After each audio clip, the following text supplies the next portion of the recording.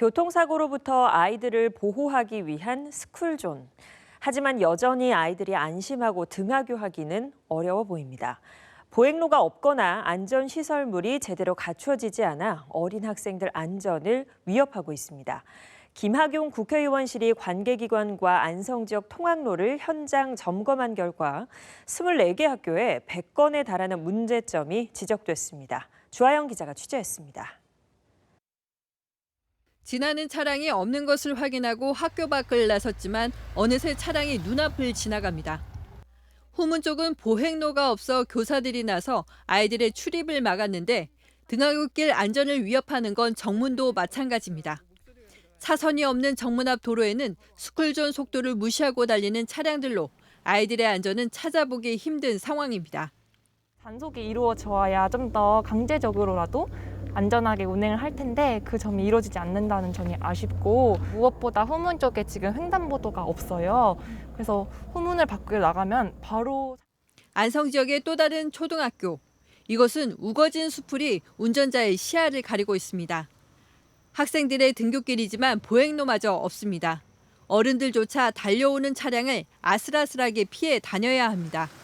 보도가 오다가 갑자기 보도가 끊겨서 아이들이 찾길로 다니고 있는 좀 위험성이 있고요. 평상시에도 주민들도 이제 찾길로 다니더라고요. 학생 대부분이 학원 차량을 이용하거나 학부모 손에 이끌려 등교하는 한 초등학교. 수년째 도로 확포장 공사를 이어오면서 아이들의 안전을 위협하다 보니 학부모들은 직접 아이와 등하교에 나섭니다. 학교 주변의 불법 주차도 어린이들의 안전을 위협하기는 마찬가지입니다.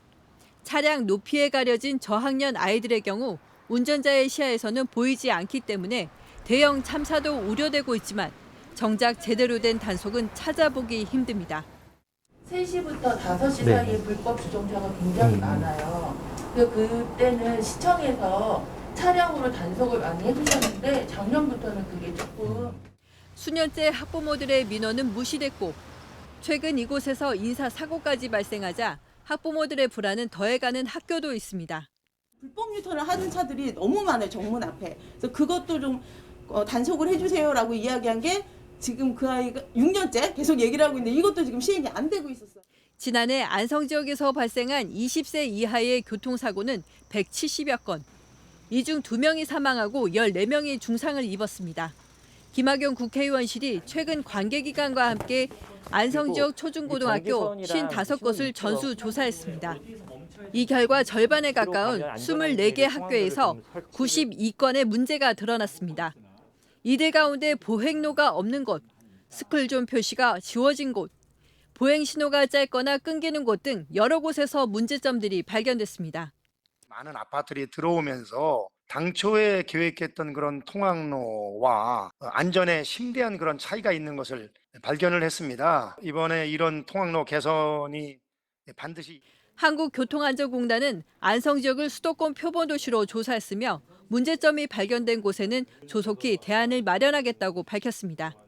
어린이들의 생명을 지키는 거는 공공기관이 꼭 해야 될 거고 국가가 꼭 역점적으로 해야 되겠다. 그래서 관계기관이 협업을 해가지고. 스쿨존 주변에 관련법이 강화되고 안전시설물은 늘어나고 있지만 등굣길 학생들의 안전은 여전히 위협받고 있습니다. BTV 뉴스 주하영입니다.